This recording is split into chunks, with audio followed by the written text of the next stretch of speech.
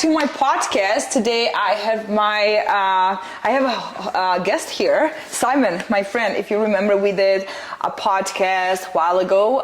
It was before your summer shredding competition, right? The show. It was before. Yeah. I'd be surprised. Okay, I feel like most of my audience knows who you are. Yeah, well, and most of my audience knows who you are, 100%. So, okay, so I'm here with Simon because he already competed. He placed first, of course. We knew that that's going to happen. And we're going to talk about the post-show, what happened after, because as you guys know, I competed personally. I went through this, what they call post-show depression.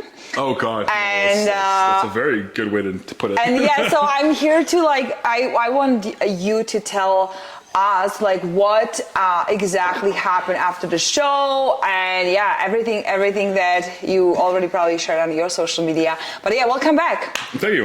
The main thing, and the very simple main thing I would think, is because I had won.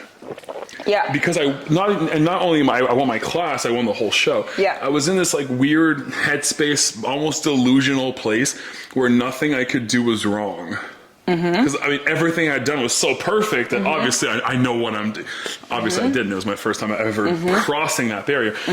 So day 1, 2, and 3 post show were very emotional, where I would just start crying randomly for no reason, and I couldn't figure out why. Yeah. But then day 4, 5, 6, and 7, shit hit the fan, really bad.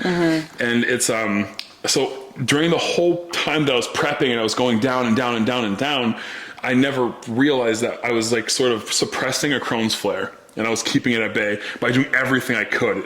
And it was getting very aggressive. I would fast for a day or 2 straight just to not have my intestines be inflamed any more than it already was.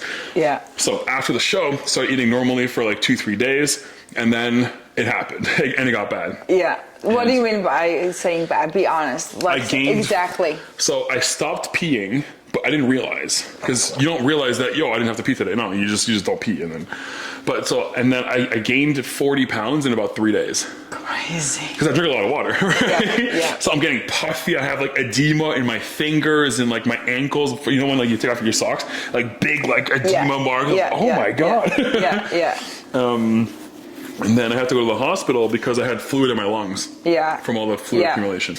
So then eventually we got that under control, which makes sense though. I was so depleted that your body, and anybody that competes knows this, but the day, your body on show day is not you. That's a rental body. Oh, and yeah. You have to give it back the next day. Oh, yeah. Oh, yeah. Yeah, that's a good way to put it, actually, yeah. So, I was in such a weird crisis mode with my body that the second that the show was done, it just started holding on to everything because I was so depleted. So the water, the food. So hold on, let's think, if someone didn't follow your journey for whatever reason, maybe some of my new listeners, how much weight did you lose in how long? So I lost 150 pounds in 11 months. By the end of the full year was 153. Yeah. And then after that, I finished at 158 for the second show. But by then, there was no fat left. I was sitting at 5.2%. So you were prepping for 11 months straight, never really cheated. That's for sure. I know that for a fact. You were so disciplined, lost over 150 pounds, and then won the show. And then this all happened after. Okay. Yeah. And I think that the issue is because I was so good at going down on the scale that the second it started going up, I panicked. It was what's happening? Know what the hell's going on. Yeah. And you don't know how to handle it. And then this is probably one of the most dangerous things in fat loss. But people letting the scale in the morning dictate their entire tone for the rest of the day. Oh, that's so common. Right. Not even for people who compete. The scale is just the worst enemy for a lot of people. Yeah. Yeah. So seeing my weight go up, I was 215 the day before the show, and I hit 248, by the end of that week, and I went up all the way to 270. Whew. So that's 272. So I was 58 pounds up. That's crazy. Just ridiculous, yeah. But finally, I listened to my body. I learned to listen to the cues and kind of the do's and don'ts. And I stopped trying to lose weight again. I love that. I let it happen. I was like, you know what? I just tortured my every organ in my body for the past year. I'm gonna let it happen. So so I let 1 month go by. Tried to lose 5 pounds. Did not want to go. I was like, oh, fuck it. I'll wait another month. Yeah. And then now it's month 2, and I'm down. And I know that my body's responding again because I lost 14 pounds in like a week and a half. Mostly with obviously water, because I'm still holding on to a lot of water. I still have edema in some places, but I'm down from 272. I'm at like 258 this morning. So. Okay, let's talk about the post-show, actually, like what happened with your food. And because we admitted on our first podcast that we did together that for sure, you said that, I know for sure that after the show I will need to work on my relationship with food because it's horrible. Yeah. How that has changed, or like how would you describe your relationship with food after the show? Considerably better now, at least. Okay. And like, it's not perfect. I still have a lot of work to do, like anybody else would, but a lot has changed in the sense that I'm experimenting with a lot of foods now.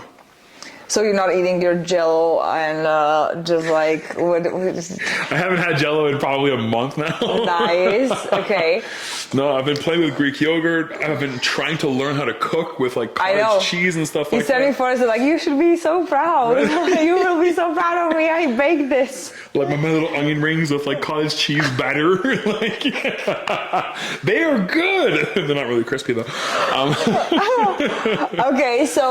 Okay, but like full transparency, like you went also a little bit all in with food after the show. A little bit, yeah. A little bit. And listen, like, because you've been in my life already when I competed, and after my show, when I gained like 17 pounds in 10 days, and I was feeling like I'm fat. Although I wasn't, I literally see the pictures and I was like, how did I think I was fat? But that's what we call the post-show depression. Yeah. Because you're so used to looking shredded and just like you see veins all over your body, and it's just like, for some people it's like rewarding. It's gross, but for me it's like, haha, that's my body. Yeah. Oh my god. Like, it's like you can't believe it. You can't believe how what you can do with your body when you're so disciplined, and then when it's all gone in 24 hours just because you eat more, it just gets you. And that's why they say it's the post-show depression. And I warned you and I told you I didn't want, I told you that this might happen. Yeah. So how did you get your food under control again? Okay, so and this was my biggest problem is that I never thought I let myself go, and I just did. So to explain that, the day of the show after the competition, and this is the second competition here, so I won the whole thing. We went out to a restaurant with my family. Everybody had Mexican food and stuff. I waited till I got back to the hotel and I ate my rice and chicken. Yep. Crazy. I didn't trust myself yet, but the problem is I started eating a metric ton of rice and chicken very, very quickly without reversing. So my calories probably shot up to 5,000. So you weren't even cheating. No, I was eating a lot of clean food, way too much of it. Oh. And the problem with that is that, again, and that's why I was telling you that I thought I was doing everything right. Because I was eating perfectly clean still, just in ridiculous amounts. I'm talking it was about a kilo of rice a day almost. It was aggressive. So that made it last so much longer, I think, than it should have, because it took me until Christmas to let myself eat normal foods. And that's when, so we had, with Taylor, we went to her, we had a few Christmas parties. And I said, you know what? Fuck it all. I'm going to let myself eat whatever I want. Yeah. And then I'll deal with it in the new year. But not so much in the new year. I'll start dealing with it the next day afterwards. I'm going to make sure to go back to the gym and get back into it. And thankfully I did, because at least I love this. Yeah. But I think it's allowing myself to start eating normal foods kind of taught me that it doesn't always have to be rice and chicken to be healthy. And then I started like asking Taylor for ideas. I'm like, oh, and then it's funny because once I was like, oh, Taylor, I think we should try to do some recipe. Yeah. And she said, oh, Martina has some on her Instagram. Let's go find it. You know? Yeah. So. Okay. So it didn't go as planned, but I just feel like for a lot of like new competitors, I competed only once, so I don't even consider myself competitor or bodybuilder. I've done it and I'm done. But I feel like you can plan it as much as you want, especially like you were watching me, how I like struggled so much after my show. But when it comes to you and your own experience, it almost like you don't realize what you're doing to your body until it's too late after the show, because you're eating, and you still look so good. And all of a sudden one day you wake up and you're like, oh wow, I gained this much weight and now I'm fat and I feel so unhappy. And then you go to this depressed mode where you just almost don't really know what to do, because another thing is that you are so hyper fixated under the one specific goal when you're prepping that there's nothing that can stop you. Yeah. But the moment you step off the stage, you won the first place, you feel so accomplished, but also at the same time next day you wake up and you're like, what's next? Oh, there's actually nothing next. Okay. And then you just don't know what to do with yourself. And that's one thing I talk about a lot is, so, and this is for anybody that is going to start any sort of transformative journey, whether it be fat loss, whether it be like career change, whether it be like learning a new skill or something, is you like to be successful in anything you do in life, you need to alter your identity. It needs to reflect who you are and who you are going to become. Yeah. You don't become like incredibly rich by living every day like you were very poor. You know what I mean? Yeah. By making those decisions. So when it came to fat loss, my entire identity had purely become November 2nd summer shredding. That was it. Right. So I woke up on November 3rd and I was like, oh fuck. Like what? Like who am I now? I don't have to do cardio. I don't have to eat my meals. And I think that's when like my emotions got just fucking insane. I started crying like every day for like a few times a day where I would just like break down for no reason. It was weird. Very weird. Yeah, I know. I messaged you. I was like, why you didn't message me anywhere? Like, I just didn't want to talk to anybody. Yeah, exactly. I just was like in my bubble. I didn't want to talk to anybody, which is fair. Like, I didn't really want to talk to many people either. The only person was Ken, who was like, baby, but you're not fat. I was like, what do you mean I'm fat? It was just so hard. And yeah, I'm glad that you're doing so much better now, and I feel like you have like such a like way better idea of like what you want to do moving forward, because now you know you've learned your lesson. And it's the same thing, like I said, like if I would ever decide to compete again, which probably never gonna happen, but whatever in weird cases I might consider that. I want to say that I'm almost positive that I would approach the post-show completely different, because you also like you go through the whole process, and like you said, you learn so much about yourself during the process that for me, looking back, it wasn't just about I need to or want to win first place, second, third, or just at least place. For me, looking back, it was who I became during the whole journey. For me, it was only 16 weeks. For you, it was almost a year of prep. But I feel like you learn so much about yourself because you're so hyper fixated on that one specific goal, and you really prove yourself what you're truly capable of.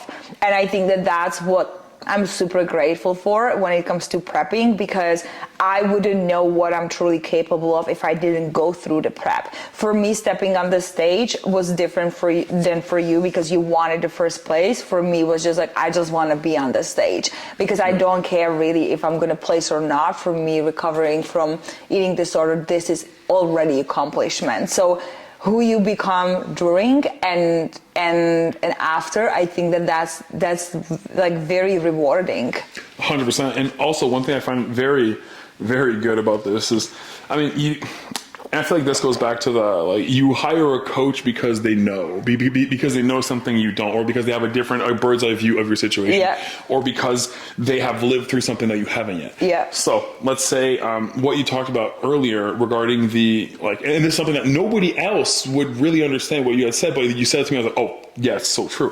Where like the day after the show, you eat, you feel good, you look good. You eat, and then the next day you eat, you feel good, you look good. And the next day you wake up, what the fuck is this?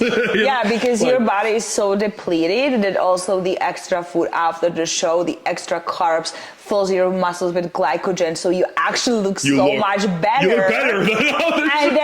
And then in your brain, it's almost like, oh yeah, I can eat all of this because I look great. And then you spill over. And then you spill over because you don't know when to stop, because you just feel so great after like looking at your body, looking finally full and not depleted, that you push to the next day. And then I remember it was like we stayed in Edmonton for a few more days after the show, and then the next day we had like a nice breakfast, and I was still in the mindset of like, I'm just gonna have some eggs, I'm not gonna go overboard, because yesterday I had pizza, gnocchi, pasta, like these like 6 stuffed cookies that I ate by myself, almost can only had like few bites, right? Like I ate a lot, but then next day I woke up and I looked so great. I still had the tan on. Oh yeah, you look.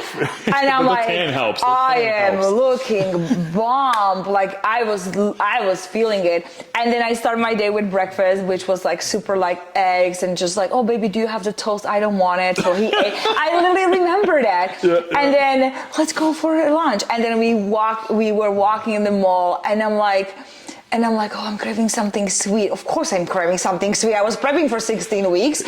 And then we stop at this coffee shop.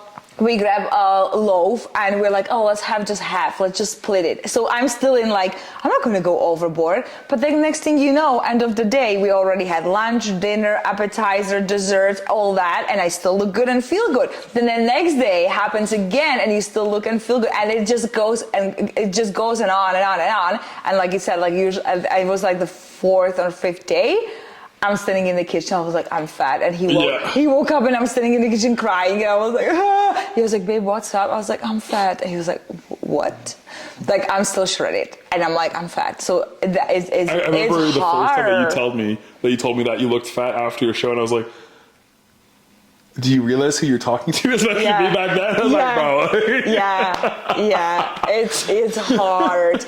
And it took me, actually, like, it took me for about a year to get to the place where I felt like I had full control around food after the show. Wild. Because I was bulimic, right, for so long that it's like it brought back a lot of like bad eating habits for me. So for me, like the recovery took me 4 years. Then I competed, and then another year I took to recover again. I mean, that is definitely one thing that's very popular and known in bodybuilding, is that, well, bodybuilding is essentially a breeding ground for eating disorders and PED abuse, without question. But again, just like anything else in life, you do hard shit, you get harder yourself. So like now you are an incredibly, like, you know, objectively better person than you were before any of this. You're a stronger person. You are more, your willpower is incredible compared to what it used to be. Yeah. And that only happened because you had to deal with 16 weeks of horrible like starvation and prep, and then a full year of dealing with your trauma head on. Yeah. And because of that, though, you'll probably never have to really go through that again. And even if you do compete again next time, it'll probably take you only about a month next time, like, get out of that headspace. Yeah. But also then you ask the question like, to yourself, like, do I want to go through that? Like, was that rewarding to walk, you know, in those heels and bikinis on the stage to lose period for 2 years? Was that worth it? That's true. For me as a woman, because the prep was really hard on my body. Not every woman struggles. Like, I know girls who compete and they have periods the day of the show. I have lost my period second week in prep, and I didn't get it for 2 years. That's true. So for me, it's like, do I want to put my body through it? Because clearly my body is very sensitive to any type of extreme. Probably no.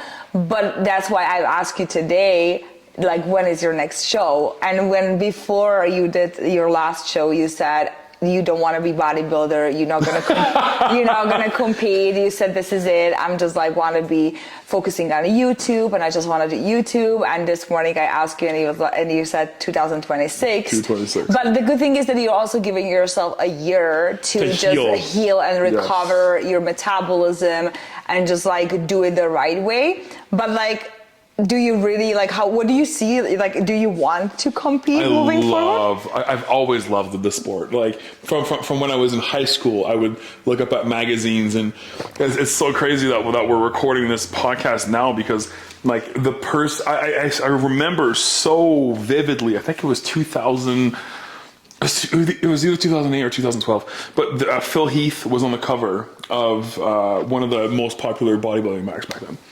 And I remember looking at that and going, one day I'm going to look like that. And of course, that's a little bit extreme now. I realize that. But ever since then, I've been following the sport. I've been like looking at all the Olympias, all the Arnold Classics, and the fact that just next week from right now when we're recording this, I get to train with Phil Heath is crazy. So obviously things have escalated quite a bit, but it's not necessarily like, I'm not going to say I love every aspect of bodybuilding. There's some things. What do you love the most about bodybuilding? The posing routine, the posing in general. I love posing. I mean, that's why I have infinite clips of myself posing when I was fat, because I've been doing it since high school. You know what I mean? Yeah. So that's why teaching someone how to do a proper lat spread is very hard. For me, I've been practicing forever. So that's why my posing is very good because I've been doing it for so long. It just helps now that I can just see what's going on in my body. Yeah. But that's why, again, I'm only going to compete at summer shredding and not for the NPC. I'm not trying to get a pro card. I just love the sport. I love the routine. I love the posing. And that's all something you get to do in summer shredding without having to go to the extremes needed. Because I know myself, I'm hyper competitive. And so are you. We are competitive people. And that's why we are doing well. Correct? So if I were to compete in the NPC, I know that I would try to get a pro card. For me, in open men's bodybuilding, to get a pro card would require an extreme amount of drugs, and I do not want to do that. It's that simple. Like with my Crohn's disease, I would have to make choices that would hurt me so much in the long and short term that it's just not worth it.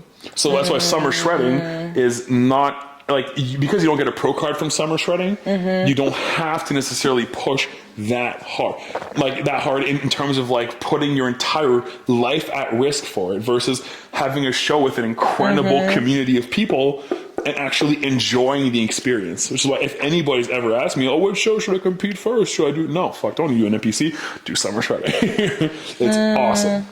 Yeah. Well, you might change your mind eventually because you might do another show, and I'm not saying it will happen, but because I feel like it's almost like you get hooked and then you always ask yourself what's next.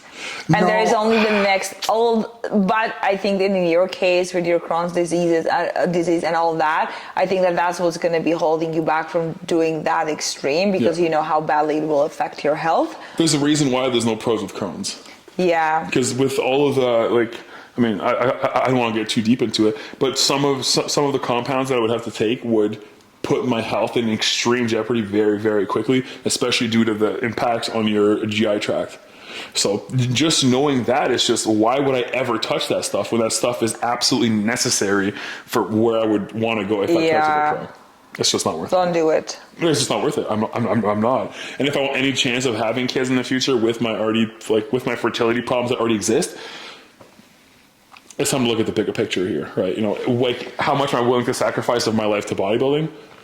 Not that much. You know what I mean? I'm so proud of you. Right? I didn't expect this. Yeah, right? No, I like that. I like that. That's very smart. Yeah. So, if anything, I might compete next time fully naturally.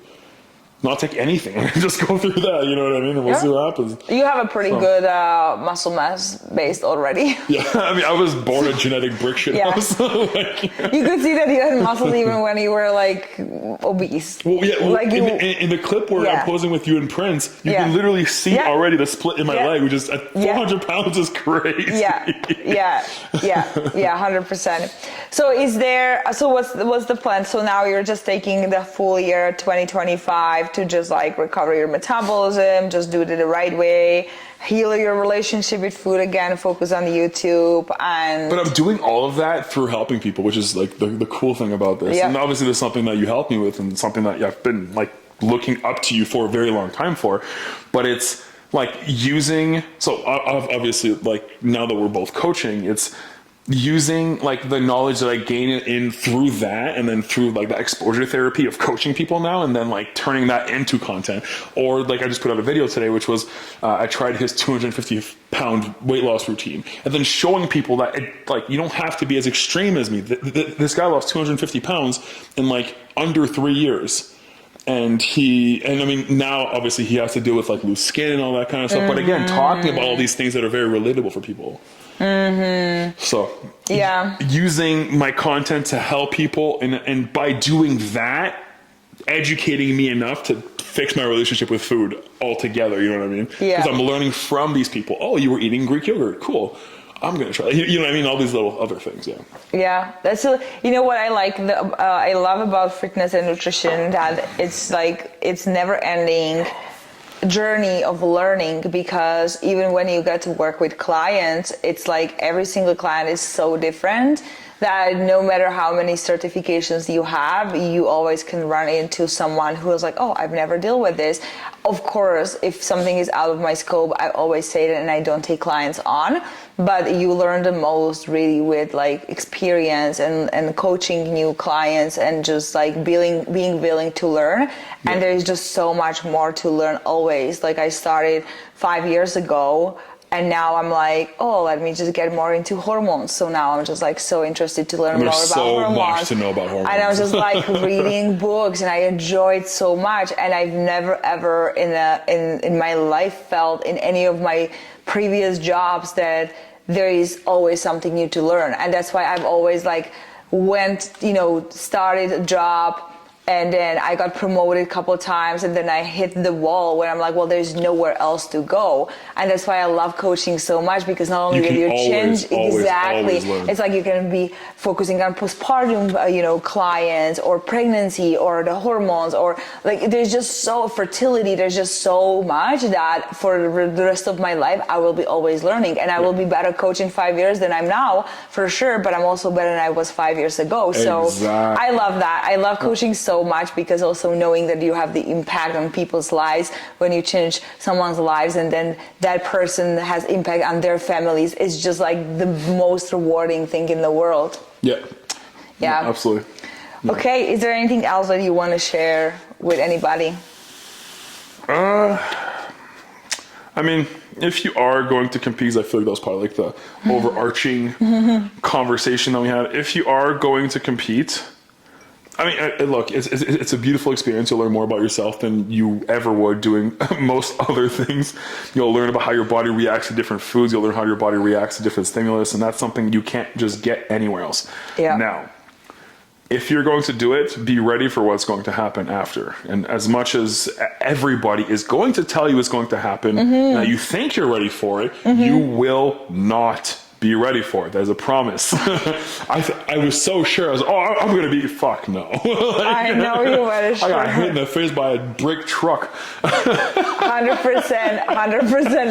And it happened to every single competitor. I really don't feel like I know a lot of people who competed, and I can remember a single person who said, oh yeah, I did so well with reverse diet after my show. I don't remember anybody saying that. Yeah. So everyone needs to experience it. And like you said, the competing, I always trash the whole bodybuilding scene, because you had a very bad experience. I had a bad experience with my hormones and losing my cycle for 2 years.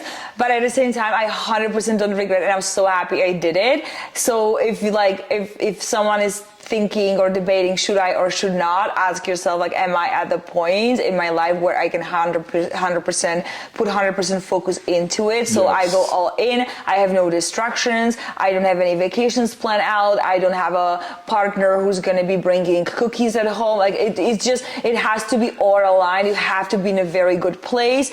I was after breakup, which was amazing place for me to do that. And I just feel like if you have that thought that you want to do it, just ask yourself, why are you doing it? What's the outcome? What are you looking for to get out of it?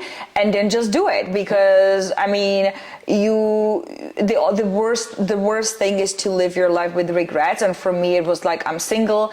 I don't have kids. I don't have any like commitments. Like I'm at a very, very good place in my life to actually do this and focus on 4 weeks of prepping. So I will never tell anyone don't do it, because I'm glad that I did. It's a beautiful experience. Oh yeah. You just need to know that it's not that the hardest day of your entire prep is going to be the week after. Mm-hmm.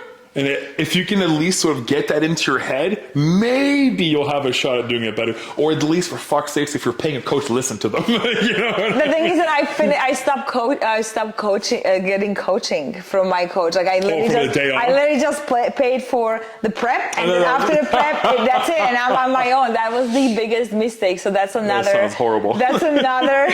That's another tip. If you work with a prep coach, pay him money to coach you for the post-show. At least a whole month. Oh, yes.